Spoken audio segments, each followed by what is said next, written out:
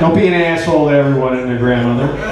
Unless you're an asshole anyway. My grandmother died, I can't. In which case, it really doesn't fucking matter. Alright, in cue is going to be Eric Yankee? Eric Yankee. You're in cue. Elvon, you been here before?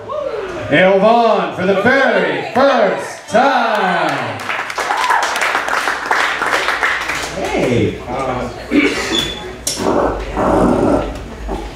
So I have like 3 poems for you guys. So you ever like, it's like midnight and you want to eat something? Well, I made a poem about it. So,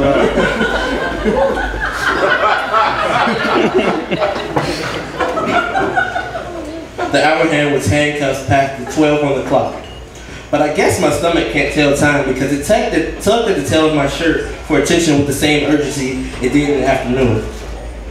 I decided to dissect and study my fridge for the 10th time, hoping that my expertise with crossword puzzles would come in handy while I scavenged for anything that would satisfy my tongue's sophisticated taste.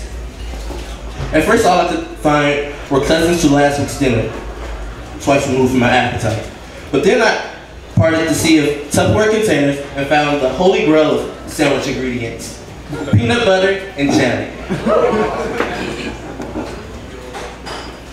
I snatched a loaf of bread off the table and began the process of making a food baby.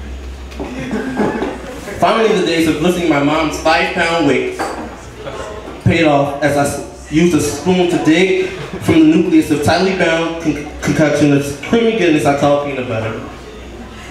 With another spoon, I swept mounds of Concord grape jelly and used the pieces of bread as landing strips for the ingredients. I let gravity do its thing and clapped the sandwich together without spilling anything. Upon one bite, I knew that I wouldn't be here into my stomach for a while.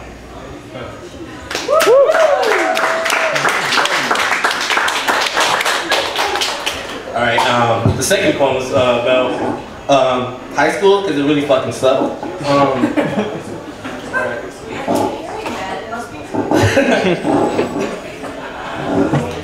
My sister's voice was no longer in my ear. The dean of discipline told me to be more consistent. I was consistently late.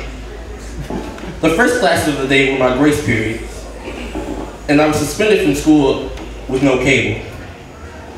I used to act out because I wanted to hang out with the thespians, but that just wasn't my scene. So then I hung out with the scene kids, but they kicked me out because they told me I was too obscene. I had a rough day at school.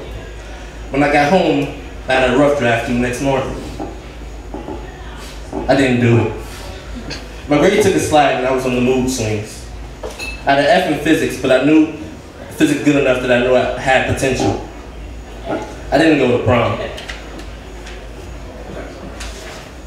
I went to graduation in some jeans and a shirt, and I get embarrassed when people say, "Hey, why are you up there?" It was because I was juggling 40 detentions and I had little sleep, and I was doing homework I didn't know how to do. This made me question myself about going to school downtown, but needless to say, I was caught in the loop.